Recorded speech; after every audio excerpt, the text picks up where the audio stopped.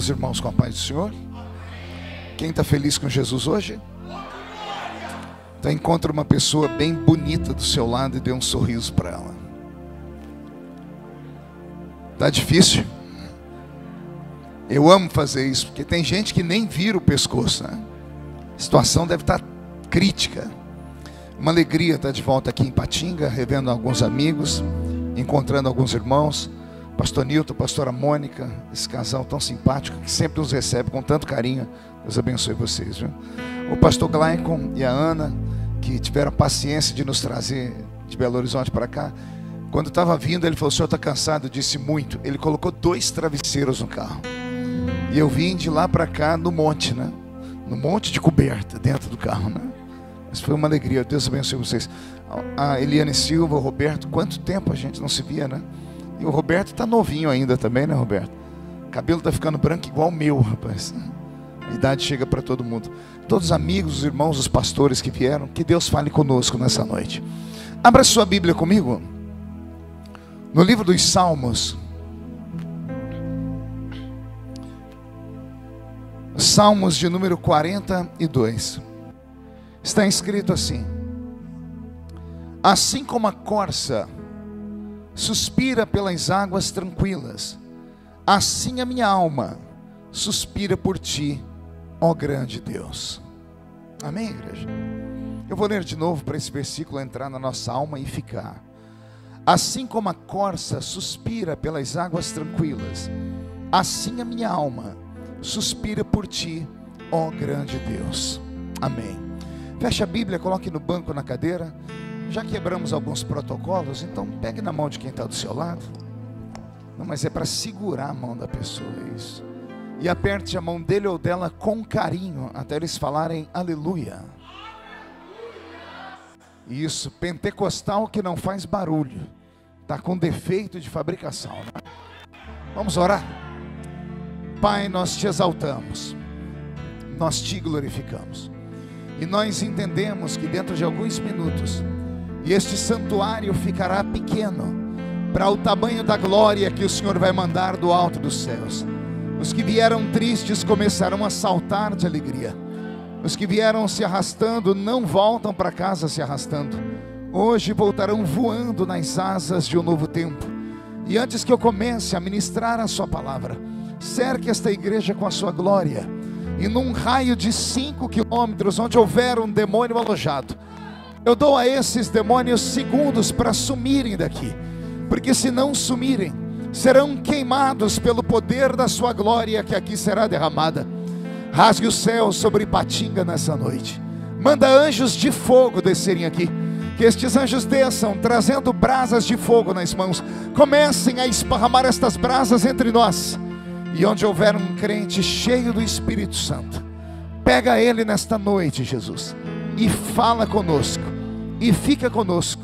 É o que eu te peço agora e sempre. E toda a igreja diz: olhe para quem está do seu lado e pergunte ao irmão: você está pronto para uma grande viagem? Diga: uma viagem só de ida para dentro do coração de Deus. Pode dar mais uma salva de palmas a Jesus? O tempo passa e acaba indo embora toda a energia que a gente tinha quando jovem, a vitalidade acaba se esvaindo, e o que resta é a maturidade. E não há nada melhor do que a maturidade.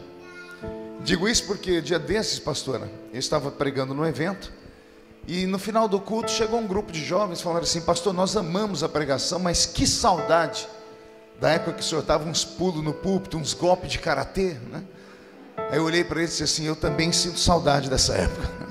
E não é que eu não tenha mais ânimo para fazer, eu não tenho mais condições físicas de fazer.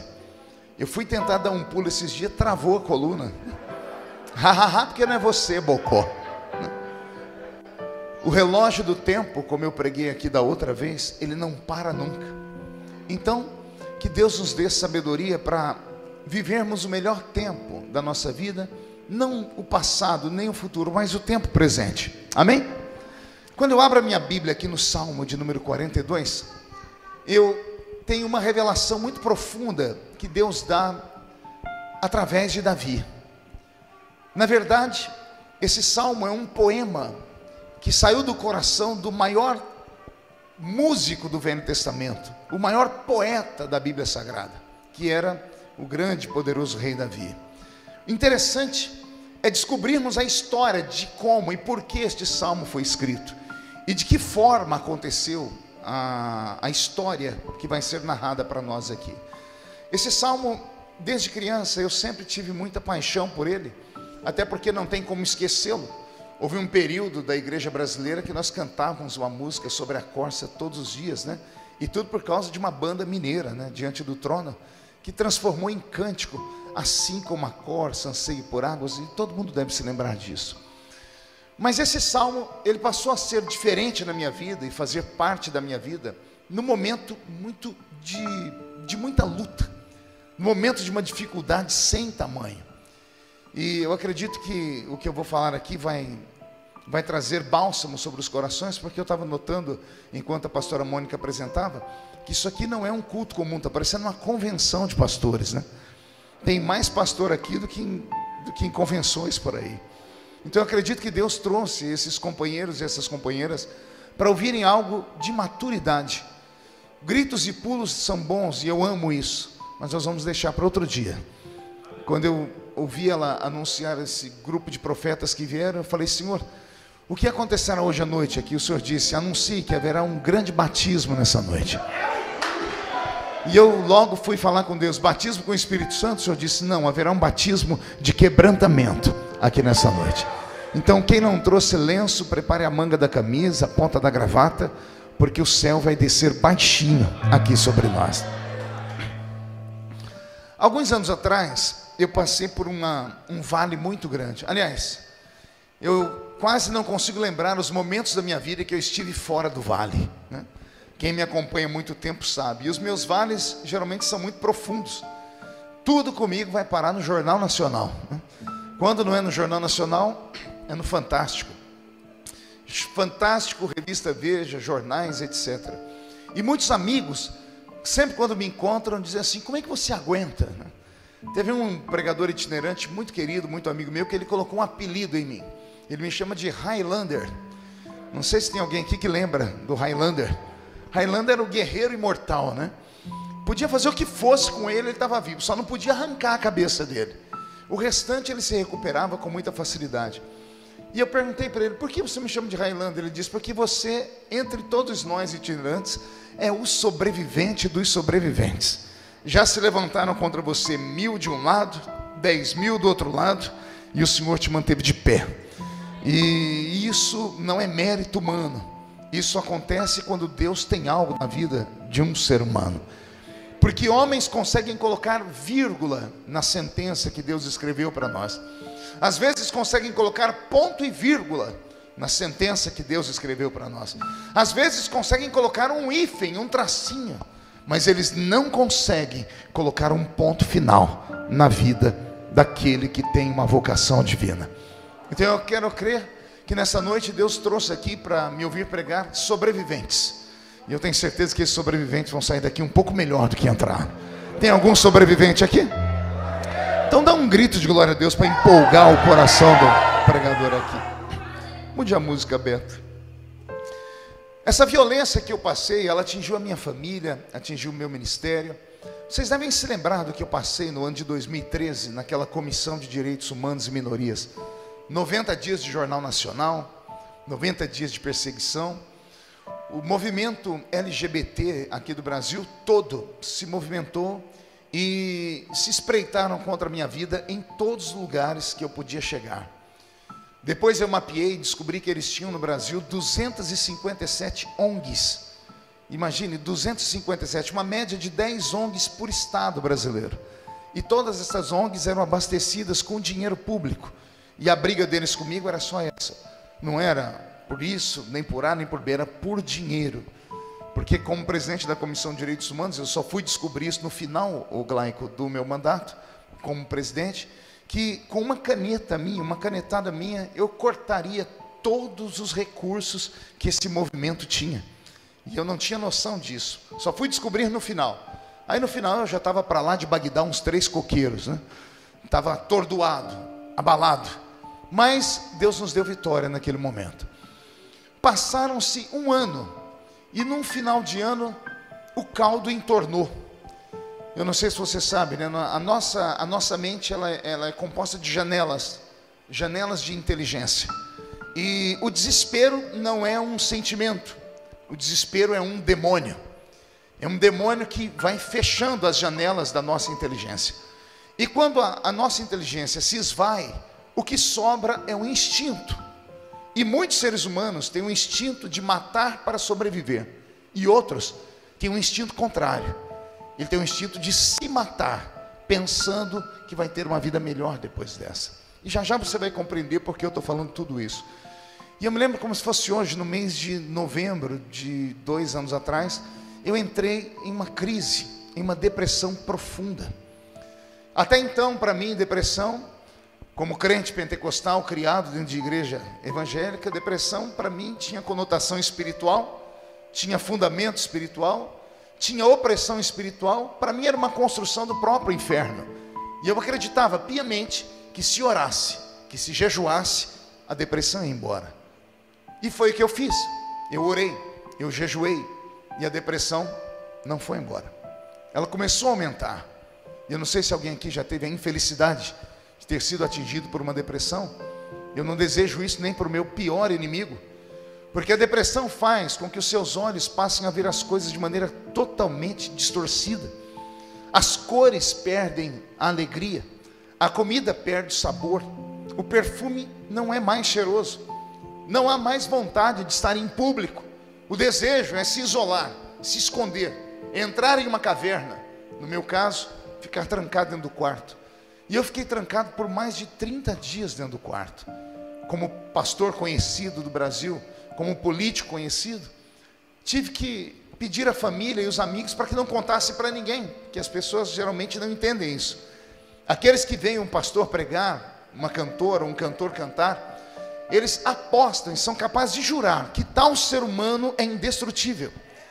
Alguns acreditam mesmo, pastora Mônica, que a unção de Deus nos blinda de tudo. E não, a unção não nos blinda, a unção nos reveste no momento certo para sermos usados para aquele momento. Terminou aquele momento, a unção se retira.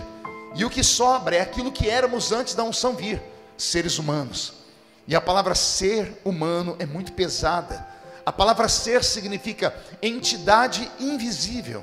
E a palavra humano vem de humus. E humus é terra misturada com esterco. E eu não preciso dizer para você o que é esterco. Então isso é um ser humano, é uma entidade invisível que habita dentro de um pedaço de barro. Quando criança na escola dominical, eu ouvi os professores falarem que nós tínhamos um espírito, né? Que o ser humano tinha um espírito. Com a maturidade, o estudo e a experiência, eu descobri que me ensinaram errado. Eu não tenho um espírito, eu sou um espírito. Eu tenho um corpo, porque o ter é passageiro, e o que eu sou é eterno.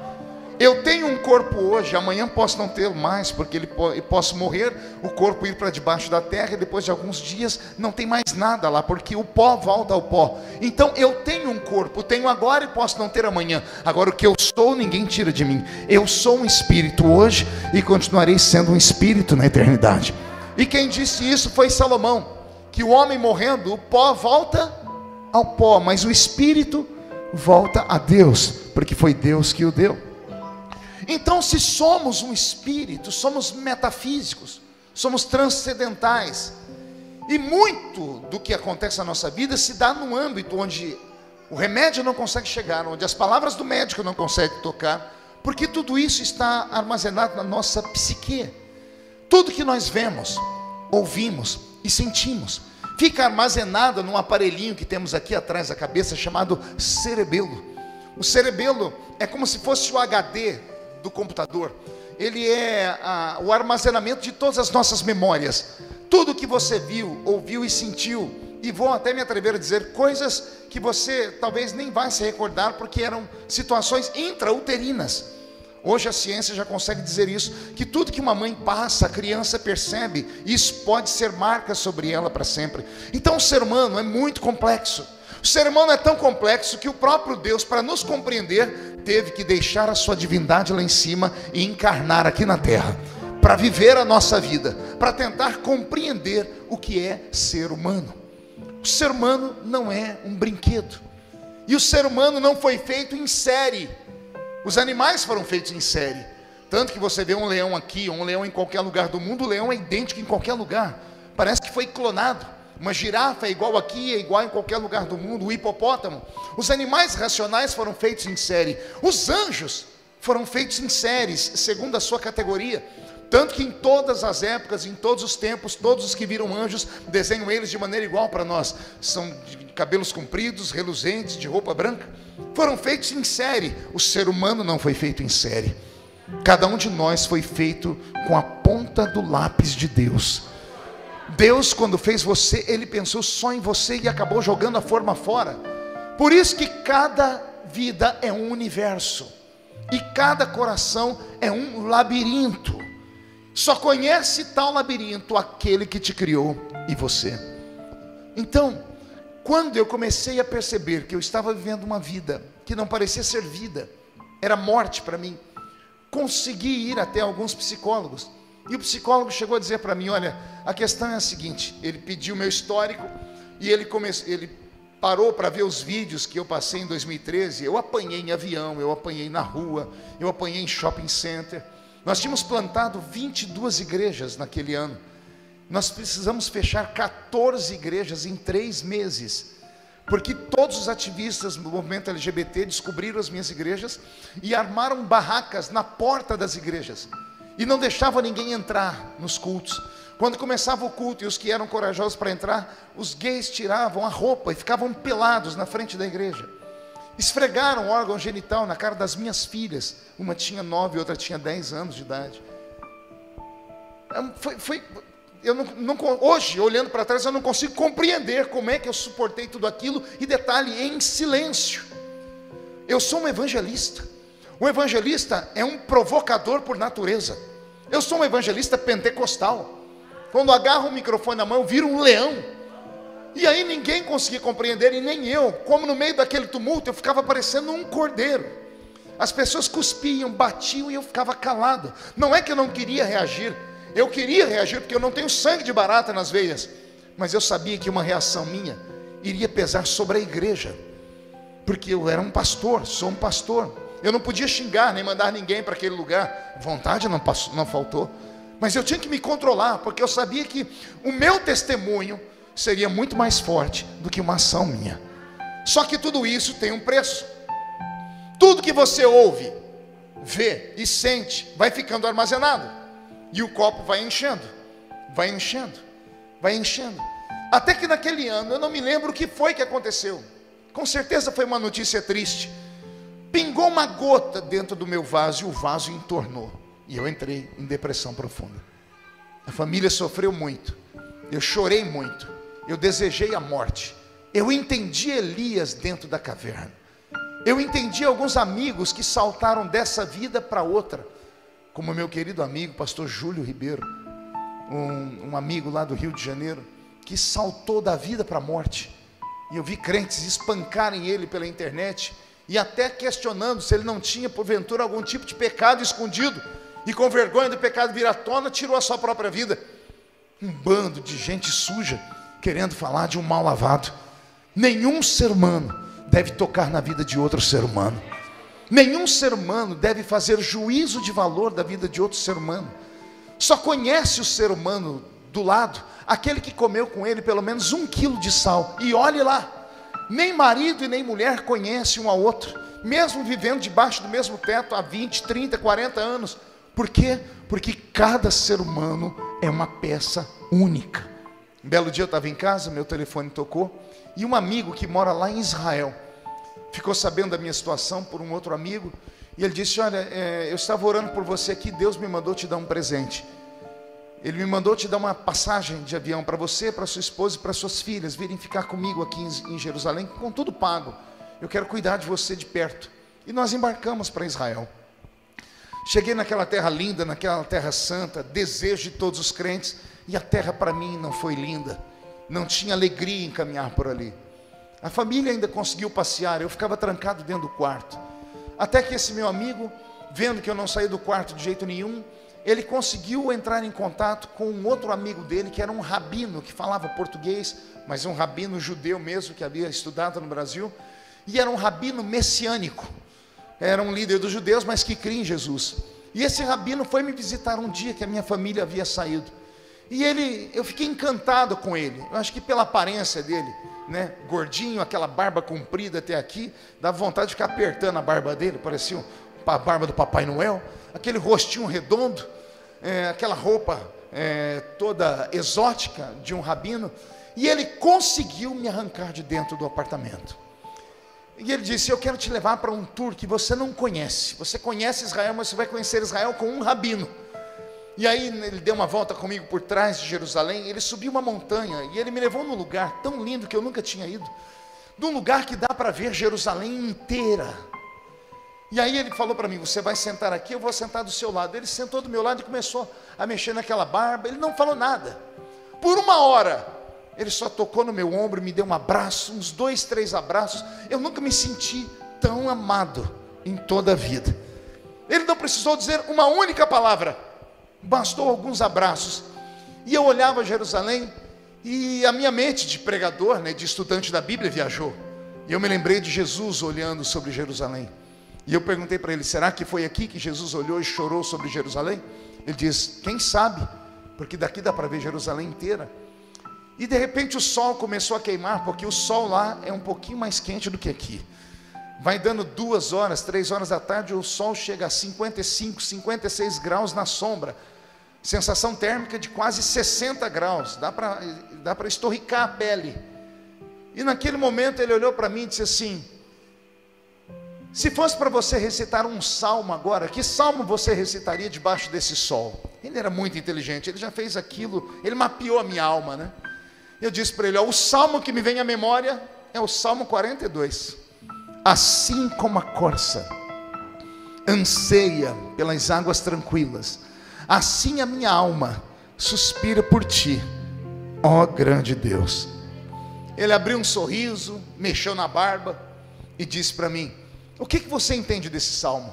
Eu disse: olha, o salmo é autoexplicativo.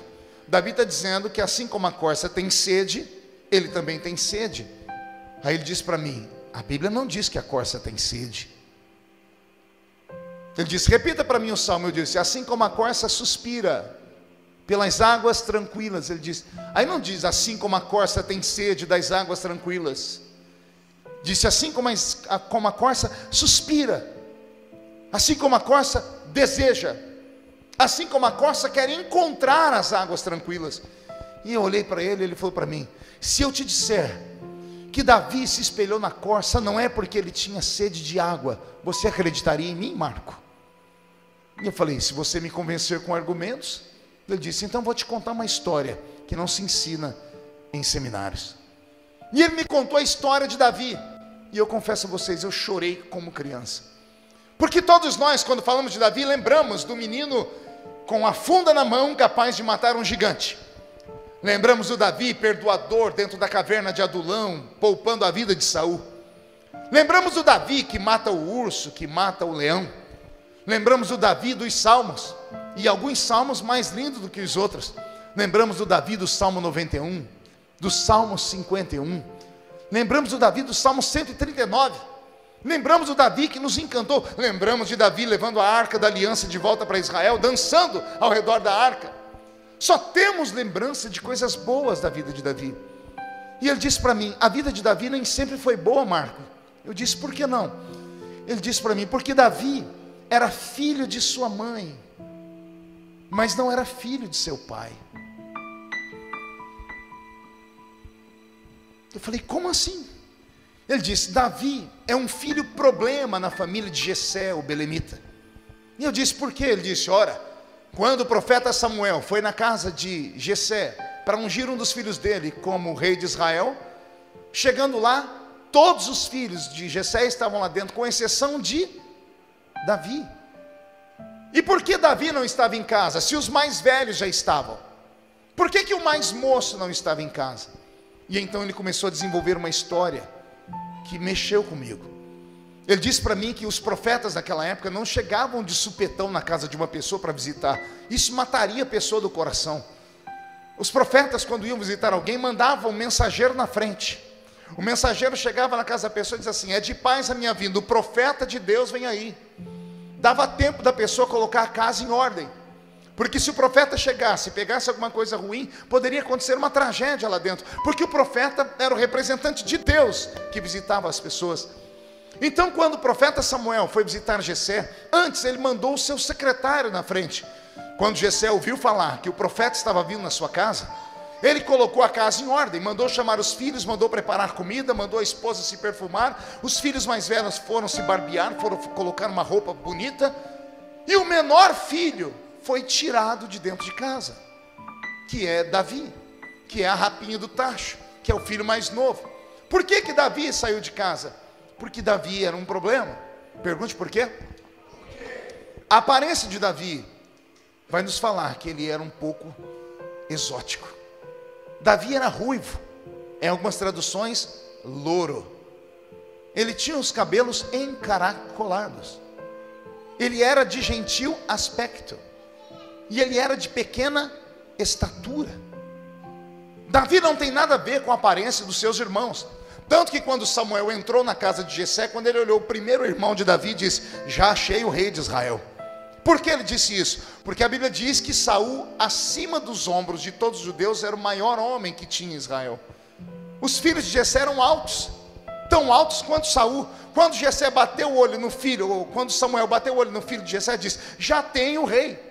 Já foi sacando o óleo para ungir, e Deus teve que interferir e disse: não é esse. Samuel disse: então me passe o outro filho. Quando chegou outro filho, parecido com o primeiro, alto, robusto, forte, viril, foi deitar o azeite, o Senhor disse: também não é esse. E passaram-se todos os filhos, e o Senhor disse: nenhum desses é. Porque você, Samuel, enxerga esses homens por fora. Eles têm aparência de rei, mas o que eu quero, ele tem coração de rei. Não tem aparência de rei, mas tem coração de rei. Por que que Davi foi tirado de sua casa? A tradição que esse rabino me contou diz que acredita-se que Davi era fruto de um estupro. Os homens da época saíam de casa para a guerra, para a batalha, e ficavam as mulheres em casa. Jessé era um homem rico, era fazendeiro, e por certo comprou escravos, e um escravo europeu acabou sendo levado para sua casa. E o escravo europeu então, na ausência de Jessé, violentou a sua esposa, e a esposa de Jessé engravidou. E quando nasce uma criança diferente. Nasce um menino loiro de uma família judia. Hoje nós temos judeus até dos olhos azuis, mas por causa da miscigenação de raças. Quem conhece o Oriente Médio sabe que Israel faz divisa com o continente africano. O Egito é o primeiro país da África que faz divisa com Israel. Não existe no Oriente Médio pessoas de raiz com os olhos claros. Os olhos claros são marca de europeus. Não existe pessoas de cabelos lisos, originais daquela terra, porque o sol é de cima para baixo, queimando o couro cabeludo e engrunvinha o cabelo. Por isso os africanos têm a cor da pele acirrada, os cabelos são crespos, o nariz é largo por causa do oxigênio, que é muito rarefeito, então precisam ter mais oxigênio. Os corpos se adaptam nos lugares. Então o judeu original, ele tem o nariz comprido e adunco, o cabelo é mais grosso, são um pouco mais alto, a pele é queimada do sol. Mas o Davi, que aparece na família de um judeu, ele é louro, ele é de gentil aspecto. A tradução de gentil aspecto é tão interessante. Eu fui procurar saber o que era gentil aspecto. É uma beleza delicada. Gentil aspecto, beleza delicada. Exemplo, Leonardo DiCaprio. Leonardo DiCaprio é um homem de uma beleza delicada. Ele tem uma beleza chamada de beleza feminina, porque ele tem traços femininos, embora seja um homem. Tanto é que namorou a Gisele Bündchen, né? Então isso é uma beleza delicada. Davi é de gentil aspecto. Se você quer ver a imagem de Davi, digite no Google Davi por Michelangelo, o grande mestre da Renascença. Você vai ver a estátua de Davi mais famosa do mundo. Vai ver um Davi peladão. Quem já viu a imagem do Davi peladão? É um Davi grande. Ele tem o cabelo encaracolado, o nariz dele está empinado. O Davi de Michelangelo parece um europeu, Por quê? Porque Michelangelo leu na tradução de São Jerônimo, da Septuaginta, como era Davi. Quando a Bíblia diz que Davi tinha olhos brilhantes, o homem original do Oriente Médio nunca tinha visto ninguém com olho claro. Olhos brilhantes são olhos claros. Davi tinha olho verde, olho azul. Davi é um problema dentro da sua família. Por isso, mais tarde, ele vai escrever o Salmo 51. O Salmo 51 é um desabafo, é um meia-culpa. Ele está dizendo a Deus, porque ele caiu num pecado da carne. Ele está dizendo, eu pequei na carne, porque eu venho de uma família de pecados na carne. Em pecado me gerou a minha mãe. Por que ele não diz que em pecado ele foi gerado pela família dele? Ele não cita o pai, ele diz, em pecado me gerou a minha mãe. Aí os teólogos vão dizer que ele está falando do pecado original de Adão. Nada disso. Davi não está sendo teólogo, ele está abrindo a alma para Deus. Ele diz, eu carrego traumas, eu carrego problemas, eu tenho uma semente pecaminosa, porque a minha mãe passou por um processo, e esse problema sexual que a minha mãe teve, acabou vindo sobre mim, e eu acabei dormindo com Batseba, um ciclo de maldição hereditária. É isso que Davi está falando com Deus. Davi é um homem que carrega traumas, tantos traumas, que no dia em que Jessé recebe a visita de Samuel, ele não está em casa, porque Jessé ficou com medo de Samuel olhar para Davi e ver a aparência dele destonar de todos da casa, e dizer, há um pecado escondido aqui dentro. Por isso Jessé manda Davi cuidar das ovelhas, e não são ovelhas comuns. Davi foi cuidar das ovelhas malhadas. Ovelhas o quê? Eu pensava que eram ovelhas que tinham a lã de outra cor, manchadas, e não era. Ovelhas malhadas eram ovelhas marcadas por anomalias físicas. Ovelhas que nasciam com 2 cabeças, com 3 patas, 5 patas, 2 caudas, sem caudas, anomalias físicas. O judeu respeita tanto as ovelhas, que quando nasciam essas ovelhinhas, ao invés de sacrificar e matar, eles isolavam elas, e criava-se então um aprisco especial só para ovelhas com defeito. Esses apriscos não ficavam na frente das casas grandes. Na frente das casas grandes ficavam os apriscos de ovelhas perfeitas. O transeunte que passava pela avenida, pela rua, queria entrar e fazer negócio e comprar ovelhas. As ovelhas com defeito ficavam geralmente atrás da casa grande, em uma ribanceira, num lugar que ninguém via. Ovelhas monstrinhos, ovelhas defeituosas. E no dia em que Samuel vai visitar Davi, ou vai visitar Jessé, o pai de Davi, Jessé manda o menino ir cuidar das ovelhas malhadas. Quer entrar na casa dele comigo agora? Escute Jessé falando de Davi, meu filho, você precisa cuidar das ovelhas com defeito. Mas meu pai, meus irmãos já estão aqui. Você tem que cuidar das ovelhas com defeito. Mas o dia já terminou. Você tem que cuidar das ovelhas com defeito. Ele vai saindo de casa, ele sente o cheiro da comida, porque os empregados estão preparando o banquete. Ele vê os irmãos tomando banho perfumados, ele vê a mãe usando uma roupa de festa. Ele sabe que vai ter uma festa em casa, mas ele não é convidado. E como é que o filho mais novo não é convidado para essa festa? Só há uma explicação: ele não era bem-vindo ali. Por isso ele é empurrado para cuidar das ovelhas malhadas. Só que aqui também nasce um grande milagre. Pergunte qual? O rabino me contou que quando Davi começou a dar comida para aquelas ovelhas monstrinhos, aquelas ovelhas cheias de defeito, aquelas ovelhas que ninguém queria, o Espírito Santo falou com Davi: até as ovelhas com defeito têm um pastor. Aí Davi senta debaixo de um zimbro, tira a sua harpinha e, chorando, escreve o salmo mais lindo dele: se essas ovelhas têm pastor, o Senhor é o meu pastor, e nada me faltará. Deitar-me faz em verdes pastos, guia-me mansamente às águas tranquilas, refrigera a minha alma. Não foi isso que disse para nós um grande poeta assembleiano de mais de 100 anos atrás, que os mais belos hinos e poesias são escritas em tribulação? Davi sempre foi rejeitado em casa, ele era uma criança diferente. Os irmãos de Davi, quando criança, vão para uma árvore e começam a quebrar os galhos da árvore, pegam uma adaga, uma faca e fazem ponta. Vão brincar de caçador, porque todo filho de um povo semita queria ser caçador. Davi vai na mesma árvore, os outros irmãos dele já estão fazendo espada e arpões. Davi vai na mesma árvore e, ao invés de pegar um galho duro, pega um galho molinho. Ele pega um galho molinho e senta debaixo da árvore e começa a fazer cortes no galho molinho. Os irmãos estão olhando para ele e dizem: que arma é essa, Davi? A minha é diferente da de vocês. Ele pega as lãs da ovelha e amarra na ponta de um galho molinho, enverga e amarra na outra ponta.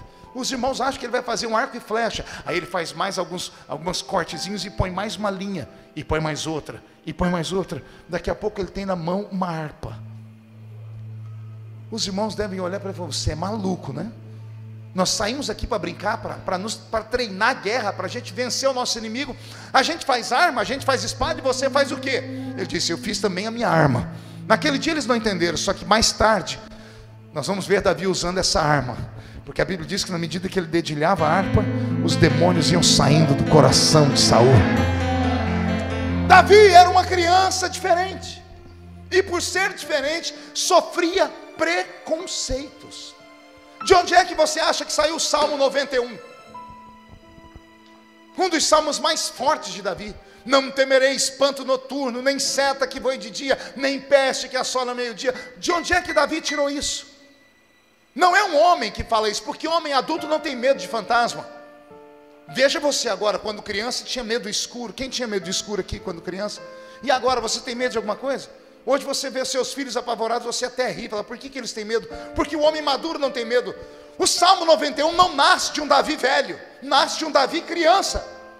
Porque toda criança, quando tem medo, pula no meio da cama entre o pai e a mãe para dormir. Só que Davi não era bem-vindo no quarto da mãe e do pai, porque o pai olhava para ele e lembrava do que a mãe dele passou. Então Davi ia dormir com os irmãos olhavam para aquela aberraçãozinha e mandavam ele sair dali. E como Davi não tinha amigos, Davi criou um amigo. Freud diria que Davi tinha um amigo imaginário, mas nós sabemos que não era imaginário. Como Davi não podia conversar com os irmãos nem com o pai e com a mãe, ele conversava com um amigo dele, imaginário. Não temerei espanto noturno, nem seta que voe de dia, nem peste que assola meio-dia. O Senhor é comigo. Davi se tornou um amigo. Davi ficou quase sendo chamado de esquizofrênico, porque ele não tinha unidade com a família, então ele se afeiçoou a Deus. O rabino me disse que o Salmo 42 foi escrito por um Davi que queria ser aceito. Um Davi que era perseguido pelos seus irmãos, que era perseguido pelo próprio pai. Então, como ele queria ser aceito, havia uma tradição naquele mundo antigo, que nós vamos encontrar na Bíblia isso, que o filho, quando queria chamar a atenção do pai, ele fazia um guisado para o pai. Alguém lembra de uma história disso na Bíblia? Não. Lembra de Isaac falando para Esaú: vai fazer um guisado para mim? Caça e mata um animal e faz para mim. Por que mandava caçar? Se os fazendeiros tinham boi, tinham vaca, tinham cabrito, tinham ovelha, tinha todo tipo de carne. Por que o pai mandava o filho caçar? O pai mandava o filho caçar um animal exótico, um animal difícil de ser pego. Era a maneira do filho provar ao pai que ele era o cara. Então Davi, nesse dia do Salmo 42, ele quer surpreender o pai, ele quer ser aceito pelo pai. Então ele sai em busca de um animal raro. Ele sai em busca da corça, também chamada de cervo. A corça ou cervo é um quadrúpede que é muito sensível e delicado, e extremamente habilidoso e ágil. A sensibilidade dela faz ela perceber um inimigo a dezenas de metros de distância. Ela é atenta com os ouvidos e pelo seu olfato. E quando uma corça ou um cervo corre, dificilmente até um felino, se não chegar à espreita, não consegue pegar uma corça na velocidade. Então Davi quer pegar uma corça, mas só acha uma corça ou um cervo, Glauco, no alto das montanhas. Então Davi deixa as paragens aqui, porque ele quer ser aceito pelo pai e quer convencer o pai. Então ele sobe o alto da montanha e procura sinais de que uma corça ou um cervo passou por ali. Então ele vê nas pegadas, ele vê nos arbustos quebrados. E disse o rabino que Davi enxergou uma corça. E quando ele enxerga a corça, ele deita no chão à espreita, para que o vento não denuncie, não leve o seu cheiro. Então Davi vai se espreitando pelo mato para tentar se aproximar da corça a uma distância em que ele possa usar uma flecha para matá-la. Só que enquanto Davi está fazendo isso, aparece no cenário um outro predador, um leão, o leão da montanha. E o leão da montanha é extremamente violento. E Davi sabe que não dá para competir com o leão, porque o leão é extremamente mais forte. E o leão também sabe que se ele não se aproximar muito perto daquela corça, ele não vai conseguir pegá-la. Então o leão também se agacha pelas pairagens e ele vai se espreitando, para que o vento não leve o seu cheiro e o barulho dos galhos sendo quebrados não seja percebido. E Davi também sabe que o leão, mesmo sendo forte, não vai conseguir pegar aquela corça e levar inteira para sua casa, porque a corça chega a pesar 250 quilos. O leão vai matar a corça, vai comer um pedaço, vai arrancar um pedaço para sua família e vai sobrar alguma coisa. Então Davi pensa: eu não posso com o leão, mas o leão vai pegar a corça e vai sobrar um pedaço para mim. Então olha o desenho: a corça na frente, o leão atrás da corça e Davi atrás do leão. Até aqui, amém? A diferença entre a corça e o leão está na força. O leão até corre um pouco como a corça, só que o leão, ele tem resistência, coisa que a corça não tem. O leão sabe que depois que ele impregnar o cheiro dela na sua narina, ela pode ir para onde for, ele não precisa vê-la, ele seguirá um rastro invisível do cheiro da corça. E quando a corça percebe que o predador está perto, ela corre. E o leão corre atrás da corça, e Davi corre atrás do leão. De repente o leão e a corça desaparecem, e Davi é obrigado a ir pelas pegadas, porque ele é um caçador. Então ele sabe para onde o leão está indo. O leão vai chegar uma hora que ele não vai ver mais a corça, porque a corça é mais rápida. Então ele vai pelo cheiro dela, porque na medida que a corça corre, ela transpira. E quando ela transpira, ela libera uma enzima, que é chamada de enzima do medo. O leão sentiu o cheiro dela, acabou. Ela pode ir para onde for, ela não tem resistência. Ela vai chegar em um ponto que ela não vai ter força para correr mais. O leão vai pegar a corça de qualquer forma. A corça corre pela montanha, o leão corre atrás da corça, a corça desaparece, o leão sente o cheiro e Davi vai pelo rastro. E de repente, a história desemboca na frente de um ribeiro, na frente de um riacho, na frente de um val. Davi se aproxima e vê o leão parado na frente de um córrego. E o leão está com a cabeça erguida, buscando o cheiro da corça. E Davi percebe que o leão está perdido, porque por mais que o leão busque o cheiro da corça sumiu. O cheiro levou o leão até na beira do ribeiro de águas tranquilas. E de lá para frente, a corça desapareceu. Davi fica de longe vendo o que vai acontecer. O leão olha para cá, para lá, sente o cheiro. E o leão, frustrado, dá meia volta e volta para sua savana. Davi também não entendeu o que aconteceu, ele só sabe que a corça sumiu. O rabino diz que o Davi foi até o ribeiro para beber água. E quando ele vai beber água, ele escuta um barulho atrás de uma relva. E quando ele olha atrás da relva, se levanta a corça que estava deitadinha atrás da relva.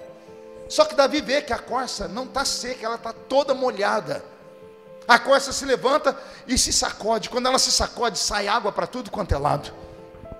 Davi entendeu o que aconteceu. Ao invés de matar a corça, Davi eternizou a corça em um poema.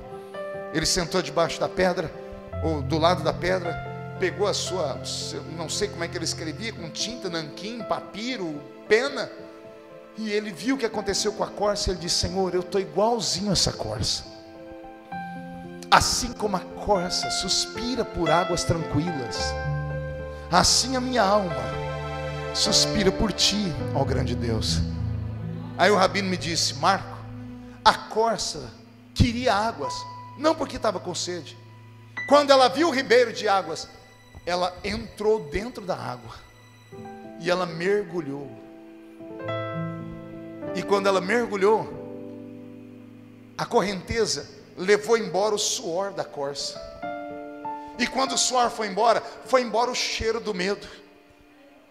Como foi embora o cheiro do medo, a corça agora está em um manto de invisibilidade. Ela se levanta e esconde atrás daquela moita. O leão seguiu a corça quilômetros sem vê-la, e agora ele está a alguns metros perto dela e não enxerga ela. Estão começando a entender ou não? A corça está revestida com água. A água deixou ela invisível aos olhos do inimigo dela. Quando Davi percebeu disso, ele disse assim: Deus, eu estou igual a corça. Assim como a corça suspira por águas tranquilas, assim a minha alma suspira por ti, ó grande Deus. Davi estava dizendo: Deus, me deixa entrar dentro de ti, me esconde dentro de ti, para que o inimigo não me encontre, para que o trauma que a minha família me provoca não me consuma, para que aqueles que tramam a minha morte não me encontrem. Eu preciso, Senhor, porque o meu inimigo é mais forte do que eu, tem mais resistência do que eu, e eu não tenho para onde fugir dele. Mesmo estando eu sem ele me ver, ele consegue sentir o cheiro do meu medo. Então, Senhor, eu estou igual a corça. Abre um ribeiro de águas na minha frente e me deixa deitar dentro dessas águas, porque se eu deitar dentro dessas águas, eu estarei livre de toda perseguição dos meus inimigos. Posso ouvir um amém por essa palavra? Quando o Rabino me contou isso, eu comecei a chorar. E ele disse para mim: Marco, vou te dar uma palavra. A palavra que eu tenho para você é essa: não queira ser um super-homem, porque você não é. E não tenha vergonha de ser um ser humano. Como você é um líder religioso e prega, se desnude diante daqueles que te ouvem pregar. Porque se aqueles que estão lá embaixo veem que você é um homem ungido, cheio de Deus, também sofre, passa por vales, eles vão entender que o que eles estão passando não é maldição, é a sequência da vida. E se você vencer, eles também podem vencer. E ele me falou uma palavrinha que eu nunca mais vou esquecer na vida. Ele disse assim para mim: Marco, mergulha. A palavra de Deus para você nessa noite é essa: mergulha. Eu sei que muitas vezes nós como líderes, nós como crentes, como líderes, chefes de família, a gente encarna um ser humano intocável. E nós memorizamos aquela velha frase: eu prefiro ser um herói morto do que um covarde vivo. Conversa para boi dormir. Se é para escapar pela sua vida, recue. Nem sempre Jesus enfrentou os oponentes dele, sabia disso? Você vai ler um texto da Bíblia que a multidão veio contra Jesus e Jesus se vestiu num manto de invisibilidade, porque eles iam linchá-lo. E a Bíblia de Jesus diz: e Jesus passou no meio da multidão e eles não viram para onde ele foi. Todo mundo queria matar ele. Jesus ficou invisível, porque ele sabia que ali não era o momento, não era estratégico, não era hora de se mostrar. Nem sempre é hora de se mostrar. Amigo, irmão, prego que desponta, toma martelada. Vitrine bonita, toma pedrada. Pessoas de destaque, antes de ter um destaque, tem que ter o couro grosso. Todas as pessoas olham para o pregador, para o cantor, para as pessoas de sucesso e dizem: eu quero chegar ali. Quer chegar aqui? Então não corte atalhos. Quer chegar onde eu cheguei? Passe por onde eu passei. Aquele que quer mais de Deus tem que também aprender que você vai sofrer mais com Deus. Amigos, irmãos, estar perto de Deus é perigoso demais. O lugar mais seguro do tabernáculo era o alpendre, porque do alpendre dava para fugir para qualquer lado. O lugar mais perigoso do tabernáculo era o Santo dos Santos. Tanto é que o sacerdote entrava ali dentro com uma corda amarrada na cintura. Estar muito próximo de Deus é perigoso, porque a glória de Deus vai impregnar em você. E quando a glória de Deus impregnar em você, você vai atrair, porque a unção atrai o que presta e o que não presta. Pessoas vão tentar se aproximar de você para pegar um pouquinho da sua unção, porque querem ser como você. Outros vão querer toda a sua unção, porque não querem ser como você, querem ser você. Outros não vão querer ser você, porque sabem que não dão conta, então vão querer matar você. E aí o que eu faço, pastor? Encaro o inimigo, dou na cara dele? Não, se esconde, mergulha. Mergulha até a sua força voltar. Mergulha até você ter convicção de que você vai conseguir encarar o inimigo, agarrar ele pelo chifre, esfregar o focinho dele no chão e chutar ele para o inferno. Porque você não é de aço, a senhora não é uma super mulher. Eu não sei o que Deus pensa. Qualquer pessoa inteligente pega as suas joias mais preciosas e coloca em um cofre de aço, ou manda para um banco fora do país, onde ninguém consegue pegar. Qualquer pessoa que tem um mínimo de racionalidade vai pegar a riqueza e guardar num lugar onde ninguém acha. Aí vem Deus e pega a glória dele, que ele traduz por ministério da palavra, ministério do louvor, da visão, e coloca dentro de um vaso de barro. Eu vou falar de novo para ver se você entende. Deus pega aquilo que o dinheiro não pode comprar e põe dentro de um vaso de barro. E sabe o que eu acho mais lindo? Mesmo Deus sabendo de tudo isso, Ele não deixa de depositar dentro do vaso. Por quê, pastor? Porque Ele vê o que eu não vejo. Deus é um investidor. Alguns investimentos deles são a curto prazo, mas os investimentos mais perigosos são aqueles a longo prazo. O investimento de longo prazo é aquele que alguém, um especulador, vem e compra uma empresa que está falida. Ele vai apostar e investir nela por 10, 15 anos, só tendo prejuízo, na expectativa de que daqui 10, 15 anos as coisas mudem os governos, e então a empresa prospere. Se homens fazem isso, se homens que não têm bola de cristal apostam no futuro em grandes investimentos, e sabem que no princípio vão ter prejuízo, imagine Deus. É por isso que Ele tem apostado em você.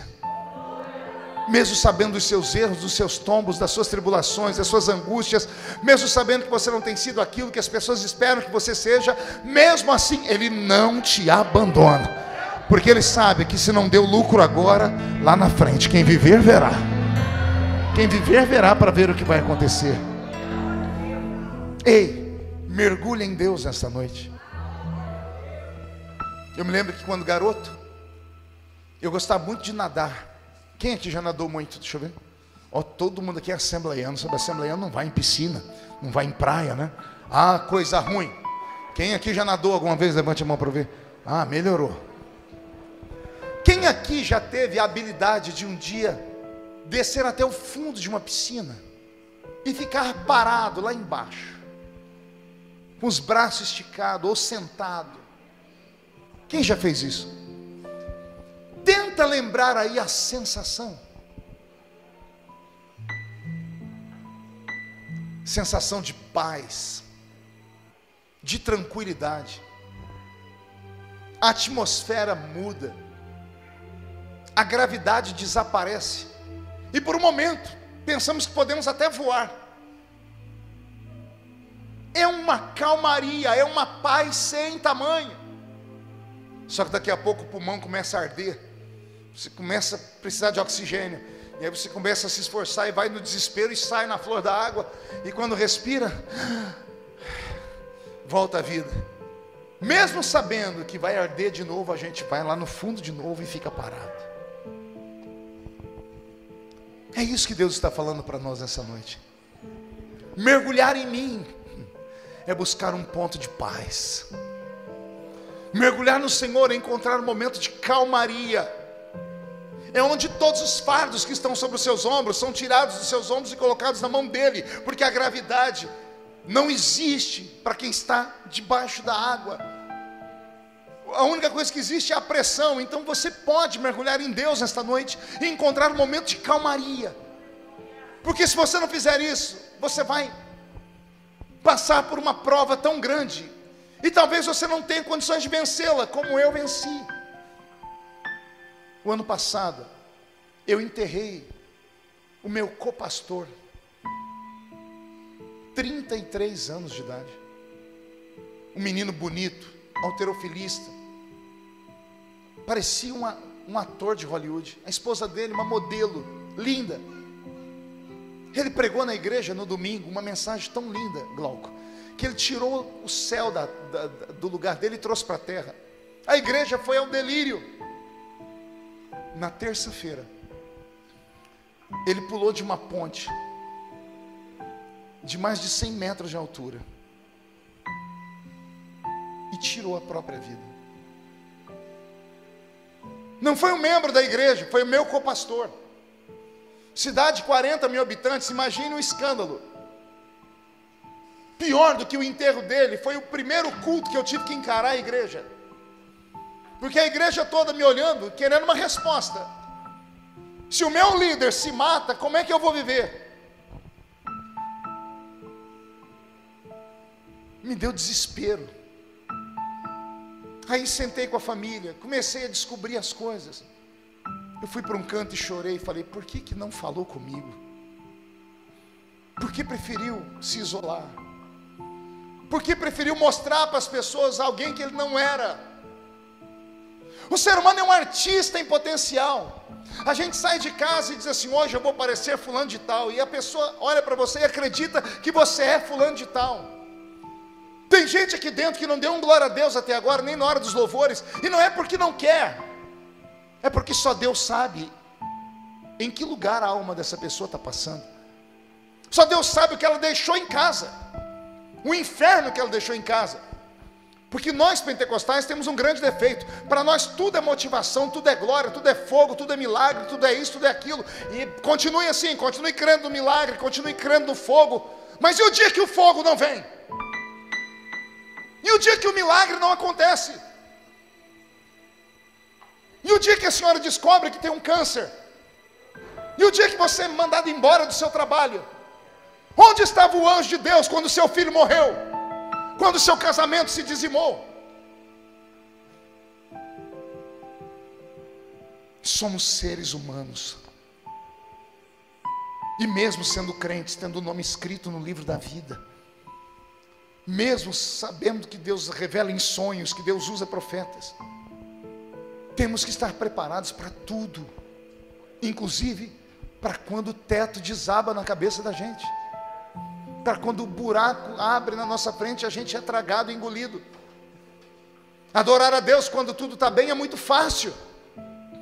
Dar glória a Deus quando o seu carro tem gasolina e você foi promovido no trabalho é muito fácil. Quando seu filho tem saúde é muito fácil. Quero ver dar glória a Deus agora, que está tudo caindo, que está tudo desabando, que você veio para cá se arrastando, chegou aqui e deu a Deus um ultimato: fala comigo hoje ou eu abandono essa igreja. Aí por sua culpa, Deus me dá essa palavra nessa noite, só para te provar o quanto Ele te ama. E o Senhor me mandou te dizer: eu não estou buscando a sua força nessa noite,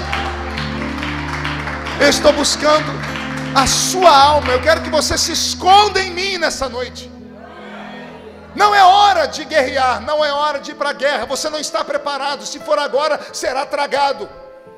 Já deve ter lido na Bíblia que quando Davi saiu para a batalha e caiu de cima do cavalo, e um dos filhos de Abisag, um dos gigantes, quase matou Davi. Se os soldados não protegem Davi, tinha acabado a nação inteira. Eles colocam Davi no cavalo e todos os soldados dizem para ele: o Senhor não sairá mais a peleja conosco, para que não se apague a lâmpada de Israel.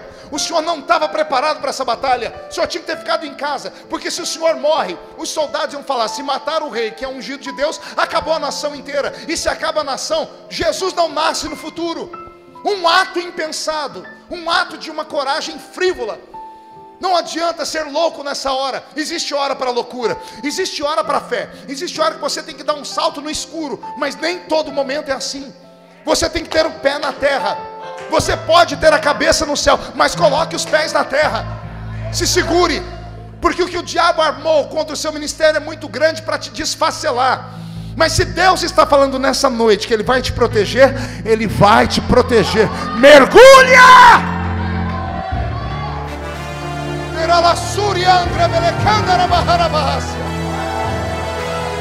Estou sentindo Jesus aqui dentro. Mergulha. Pastor, como é que eu devo mergulhar? Vai aí alguns conselhos. Troca o chip do celular. Começa esse tipo de mergulho. Desativa o WhatsApp por uma semana. Porque do que adianta você estar aqui dentro me ouvindo pregar e de 2 em 2 minutos você olha para o seu celular, e aí no seu celular tem alguém te chantageando, tem alguém te extorquindo, e você já está desesperado, já pensou em se matar, já pensou em ir no banco fazer um seguro de vida para deixar dinheiro para a família, porque você não quer que isso aconteça. Suas maiores lutas vêm dessas porcarias de mídia social. A senhora tem 5 seguidores no Facebook, tem 3 falando mal, a senhora já quer se matar dizendo: o mundo inteiro está contra mim. Imagine eu que tenho 4,5 milhões só no Facebook, 2 milhões no Instagram, 700 mil no Twitter. Você acha que eu paro para ouvir o que os outros escrevem sobre mim? Você acha que eu tenho essa disposição de ficar lendo o que as pessoas falam de mim? Não tenho tempo. Não desço para falar com quem está abaixo de mim. Não desço. Só dou atenção se a pessoa for maior do que eu, porque aí vai me dar ibope. Agora o Zé Mané, o pé de chinelo, o Kunta Quinte que mora lá na esquina do sovaco sujo, está ameaçando você e sua família. Que desgraça é essa? Que demônio é esse que acha que pode te afrontar? Pastor, mas eu abri o caminho, eu dei brecha. Ah, parabéns, descobriu que é um ser humano? Ah, pastor, mas aconteceu um erro, mas você podia estar lá no erro, mas você está aqui dentro, não está? Por que você veio aqui? Para me ver? Eu não sou tão bonitinho assim não. Você veio aqui porque você acredita que Deus pode dar o livramento, que Deus pode dar o milagre. E o milagre Deus está mandando te dizer: deixa na minha mão, não faz nada, não se vinga, deixa que a vingança está na minha mão. Quebra o chip do celular, fecha a conta do Facebook, tira o Instagram do ar e vai viver em paz com a sua família, porque o que Deus uniu, o homem não pode separar.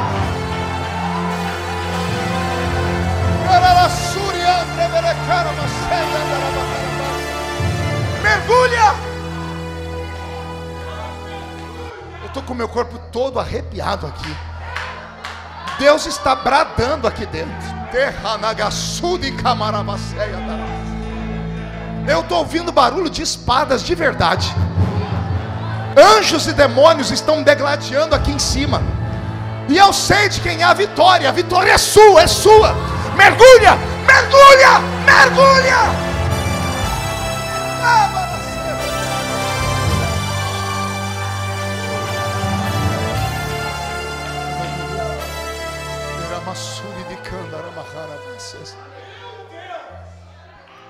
Vai dar tudo certo. Na vida do crente, o que acontece? Ou é porque Deus mandou, ou é porque Deus permitiu. Eu não posso acreditar que o diabo pode enfiar a mão dele na minha vida a qualquer hora, a qualquer momento.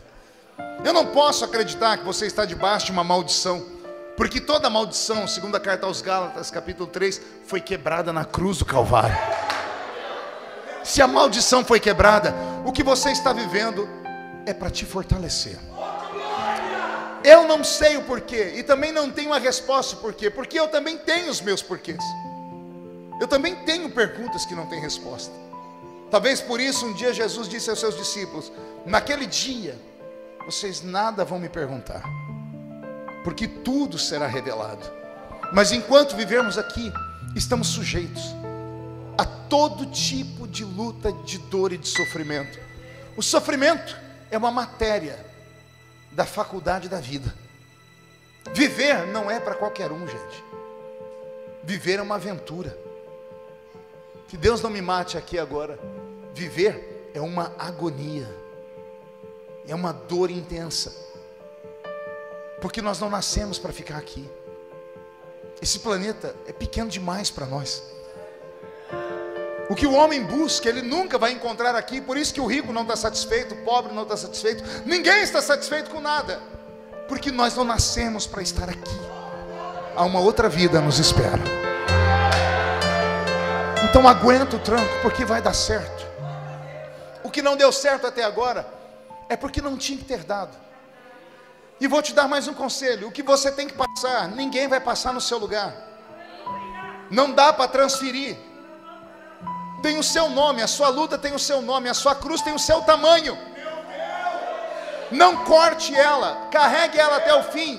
Pastor, mas eu não estou aguentando mais. Aguenta sim, porque a hora que você não aguentar mais, Deus vem e interfere. Porque Deus não dá uma luta maior do que a que você pode passar. Deus não é injusto. Se Ele te deu essa luta, é porque você conseguirá atravessar ela. Aguenta firme. Não dê ouvido ao diabo, porque ele só sabe matar, roubar e destruir. E não necessariamente nessa ordem. Ele vai destruir a sua alma primeiro. Ele vai roubar a sua paz. E aí então ele te leva para a sepultura. Porque você fica vulnerável. Você fica como um escorpião. Freud escreveu sobre a síndrome do escorpião. O escorpião é um animalzinho que quando se vê acuado, ele vê que não tem saída, ele começa a girar de um lado para o outro. Se colocar uma roda de fogo e um escorpião no meio, você vai ver acontecer isso. O escorpião no desespero, tentando sair de um lado para o outro, ele perde a coordenação motora sobre a sua cauda. E a cauda dele tem um ferrão, e o ferrão vai passando cada vez mais perto da cabeça dele, até que ele se mata. Freud diz que tem seres humanos assim, que não suportam a violência da vida, e por isso se matam, tiram a sua própria vida, tiram o maior dom que Deus deu à pessoa. O maior presente de Deus para o ser humano é a vida. E por mais dura, por mais dolorida, por mais injusta que seja a sua vida, ore sempre assim: Deus, eu viveria 1000 vidas nessa vida, porque a vida é um presente, e a vida é aquela eterna roda gigante, gente. Às vezes a roda trava aqui embaixo, não tem jeito, tem que aguentar os cuspes que vem de cima, chiclete que jogam na gente. A vontade de sair da roda é imensa, mas a roda começa a girar, e daqui a pouco você está aqui em cima. E aí, pelo amor de Deus, não cospe em ninguém, não joga chiclete em ninguém, porque a roda vai continuar girando, e daqui a pouco você vai estar aqui embaixo de novo. Eu termino aqui dizendo para vocês uma história. Eu estava lendo algum tempo atrás sobre a Arca de Noé e prego muito sobre ela, e eu sempre faço essa pergunta: o que era a Arca de Noé, senão o amuleto da salvação? Todos que entraram na arca viveram, sim ou não? E quem não entrou na arca? Se você vivesse naqueles dias de Noé, onde você queria estar? Dentro ou fora da arca? Quem queria estar dentro da arca? Então levante a mão direita para o céu, chacoalha assim, faz um carinho nas costas do seu irmão e diga: vai doer só um pouquinho.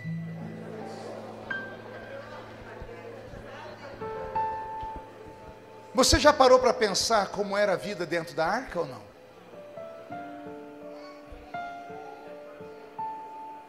Eu fiz um cálculo uma vez, dentro daquela arca cabia pelo menos 80.000 pares de animais, pelo tamanho dela, os seus 3 pavimentos mais a laje, que seria a cobertura. Animais que ficavam dentro de jaulas, porque se ficassem andando lá dentro podiam fazer a arca virar. Havia somente 8 seres humanos dentro da arca: Noé, a esposa, 3 filhos e 3 noras. E eles ficaram dentro daquela arca por 1 ano a fio. Aquela arca só tinha uma janela de um côvado de metros quadrados, era 50 centímetros aqui e aqui, só tinha um buraco aquela arca, não tinha 2 janelas, aqueles desenhos que a gente vê da arca do Zé Colmeia, que tinha um monte de janelinha e os animais põem a cabeça para fora, tudo conversa fiado. A arca só tinha uma janela em cima dela, no último andar dela. Esses 8 seres humanos tinham que se virar nos 30 para dar comida para todos esses animais por dia. Eu fiz um cálculo com base no que uma pessoa trabalha em um zoológico. Cheguei ao seguinte número: aqueles 8 seres humanos ali, para cuidar daqueles 4 compartimentos, era 16 horas de trabalho ininterrupto por dia, levando comida e água para os animais. 16 horas por dia, sem férias, sem sábado, sem domingo. Era o custo para viver dentro daquela arca.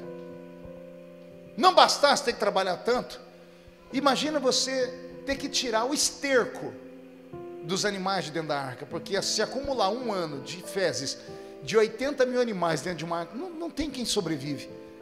Todos os dias eles tinham que pegar sacos de esterco, subir primeiro, segundo, terceiro pavimento, e lá na única janela e jogar do lado de fora o esterco, se quisesse viver um pouquinho melhor lá dentro.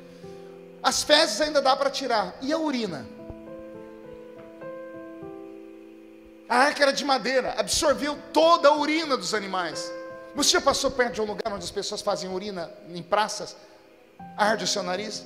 Imagine isso dentro de um lugar fechado. É o lugar da salvação, não é? Mas tem que aguentar o cheiro que está lá dentro. Só que tem coisa pior do que isso. Pergunte o quê? Imagine você ter que aguentar a sua sogra 1 ano. Não tem para onde fugir da velha. Onde você vai, ela está. Mas tem coisa pior. Pergunte o quê? Você aguentar o seu cunhado. A sua cunhada, aquela coisa que você olha para ela e não sabe se ela está de frente ou de costa. 1 ano a fio. Fora as brigas, fora as dúvidas. Porque quem tinha chamada para a arca era Noé, a família dele não tinha, lembre-se disso. A Bíblia não diz que a família dele era temente, a Bíblia diz que ele era. Então os questionamentos dos filhos, da esposa, vinham sobre ele, 1 ano a fio. Por que você acha que ele bebeu logo que saiu da arca?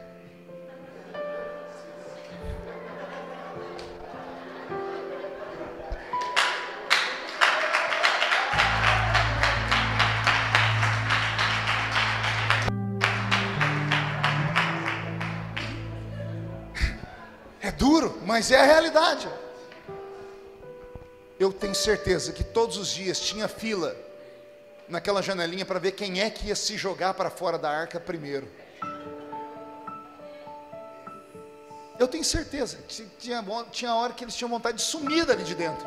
Mas quando abriam a janelinha e olhavam lá para fora, eles viam cadáveres de crianças, de bebês, animais, boiando em cima das águas. O mau cheiro que estava fora era pior do que estava dentro. O que estava lá fora era morte, aqui dentro pelo menos eles tinham expectativa de vida. E quando eles olhavam tudo aquilo, eles fechavam aquela janelinha lá para o canto e diziam: muito obrigado, Deus. Não é o que eu queria, mas é o que eu tenho. Não é como eu quero, mas é como o Senhor quer. Entenda isso como seu ministério. Entenda aquela arca como a sua família. Traduza aquela arca pela sua igreja. Tem hora que a gente quer sumir da igreja. Eu tenho dia que não olho nem no espelho. Pergunte para quê? Só para não ver crente na minha frente. Mas aí basta 10 minutos com um ímpio para eu começar a sentir saudade da igreja de novo. Às vezes a gente quer perfeição aqui dentro. Não existe perfeição, isso aqui é a arca. Ei, não conte para ninguém, as cobras entraram na arca?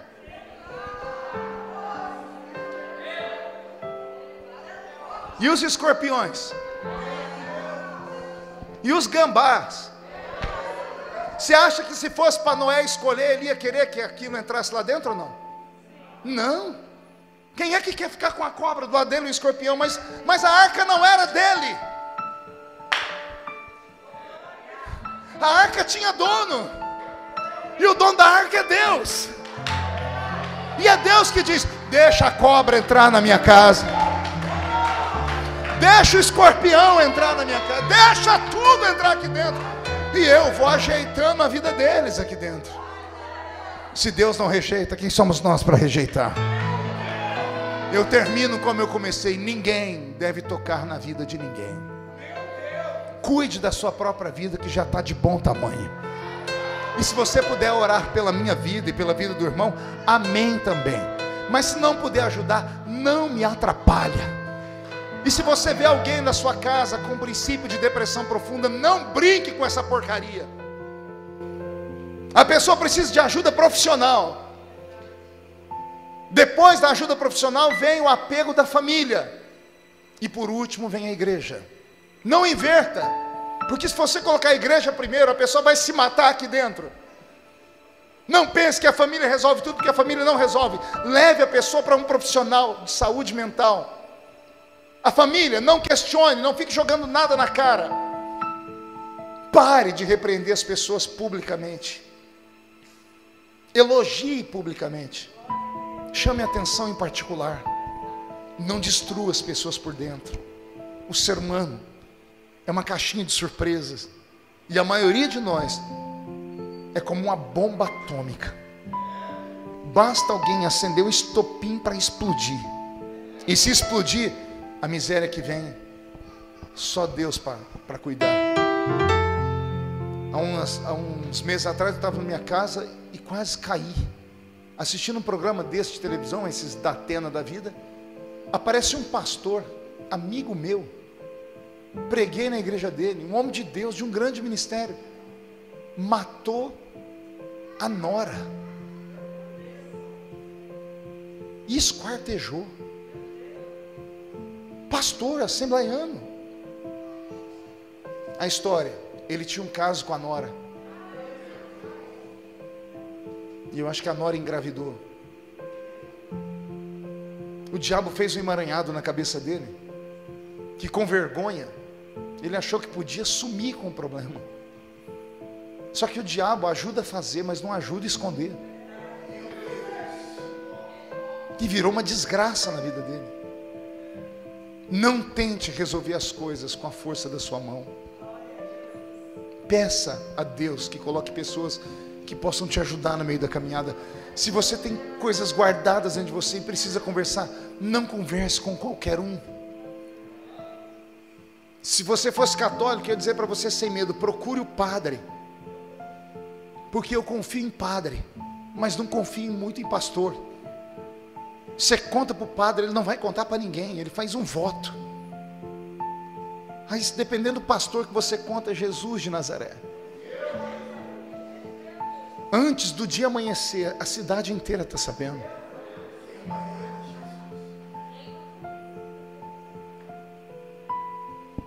Que Deus nos ajude. Eu não sei você, mas eu estou igual aquela corça. Estou correndo do meu inimigo. O leão está vindo aí atrás. E eu preciso que Deus abra um ribeiro na minha frente. Eu preciso mergulhar nessas águas. Quem quer mergulhar comigo?